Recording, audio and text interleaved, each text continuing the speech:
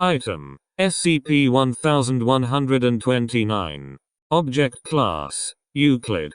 Special Containment Procedures: SCP-1129 is to be contained in a 3 m x 3 m x 3 m chamber in the high-security wing of Site-83.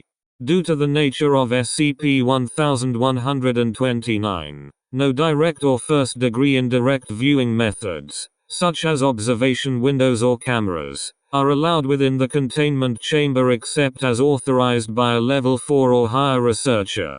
Visual contact with SCP-1129, whether direct, indirect or recorded, is not allowed except under strictly controlled experimental conditions.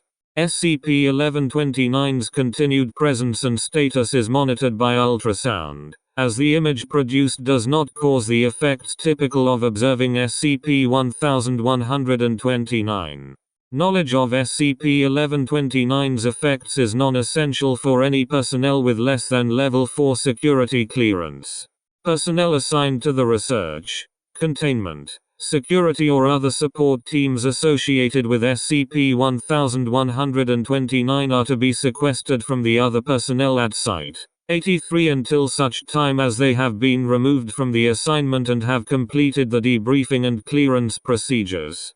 If any personnel at Site-83, whether assigned to SCP-1129 or not, begin to exhibit the Stage I or Stage II symptoms described below, they are to be administered Class B amnestics immediately and must receive a psychological examination to determine the severity of after effects, with further psychological treatment made available as necessary. Prior to transfer, all personnel who have been assigned to SCP-1129 must successfully complete a memory restructuring following treatment with Class A amnestics. At that point, they must complete a minimum 2-week quarantine period to be certain that they do not manifest Stage I or Stage II symptoms. Description: SCP-1129 is a large object of apparently biological origin. Its composition is largely unknown, as it seems to flow past any and all objects that approach it, temporarily breaking apart and changing its own dimensions as needed. Due to this, only one sample has ever been obtained, which showed the presence of several amino acids and hormone analogues consistent with terrestrial life, but no DNA samples were detected. Based on longitudinal ultrasound recordings, it appears that SCP-1129 is dimensionally fractal in nature, with a partial existence in a theoretical 3.333 RD spatial dimension.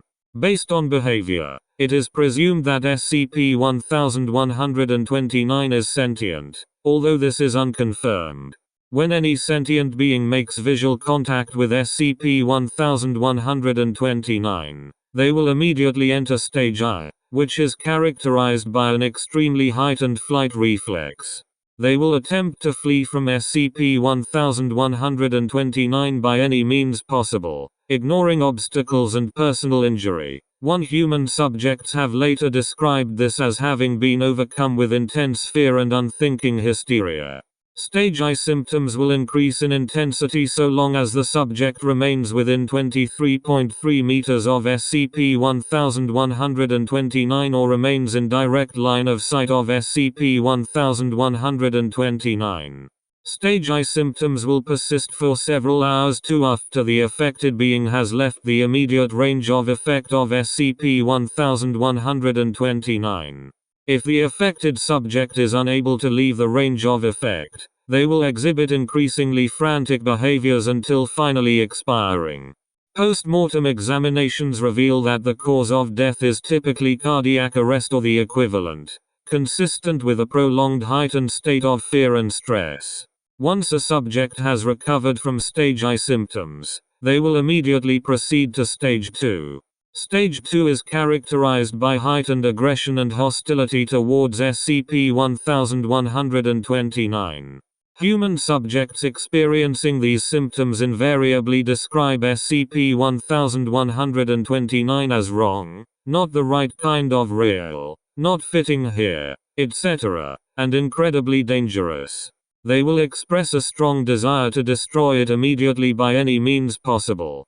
If the animal subject to stage 2 symptoms is not able to convince others to assist them in destroying SCP-1129, they will attempt to do so on their own, up to and including breaching containment on SCP-1129 or other SCP items believed to possibly be useful in the destruction of SCP-1129.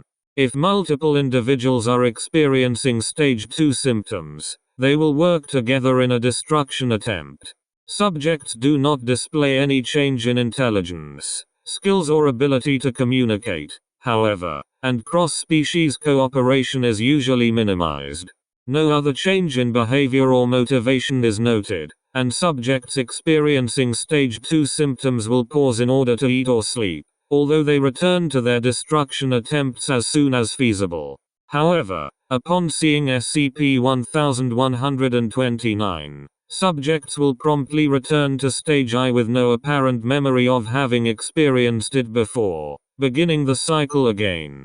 This cycle will continue unabated until the subject has either died or been administered amnestics. In approximately 1.7% of cases, a subject will enter stage 3 instead, which is characterized by all voluntary muscles freezing in place. This muscle locking persists despite all treatments, including removal from SCP-1129's range of effect, administration of muscle relaxers, administration of amnestics, and medical destruction of the motor nerves controlling them. To date, the most control of voluntary muscles that has ever been regained was in 3 individuals who regained control of the eyelids, allowing voluntary blinking, and partial control of the vocal cords. In these cases, amnestics were successful in eradicating the stage I and stage 2 symptoms. Video feeds and photographs of SCP-1129 produce an identical effect, though artist renditions have no effect. Despite this profound observational cognitohazard effect, SCP-1129 seems to be completely harmless otherwise. It has now been determined that transition into stage the second may be caused by any significant knowledge of the nature of SCP-1129's effects. SCP-1129 is now considered a Grade 3 infohazard and has been upgraded to Euclid. See Addendum. Addendum. On April 19, researchers assigned to SCP-1129 began to share the consensus that SCP-1129 was incredibly dangerous, and submitted multiple requests for its decommissioning, which were all denied. A new team of researchers were assigned, but within 30 days, they exhibited the same opinions as the previous team. Subsequent research teams have displayed the same effects, despite updated containment procedures. Teams of researchers are now to be cycled on a bi-weekly basis, as that seems to slow the onset of the infohazard aspect of SCP-1129's effects. Efforts are currently underway to identify and locate all personnel Foundation-wide who may have been exposed to information regarding SCP-1129 directly or second-hand, with administration of amnestics and memory restructuring performed as appropriate. As of the date of this report, personnel have been identified and successfully treated. Footnotes. 1. This effect is most pronounced in mammals, but has been observed in all animal life, including birds, fish, snails and insects. Certain sentient anomalies, however, are not affected. 2. The exact length of time varies considerably from individual to individual, with an average of 4 hours.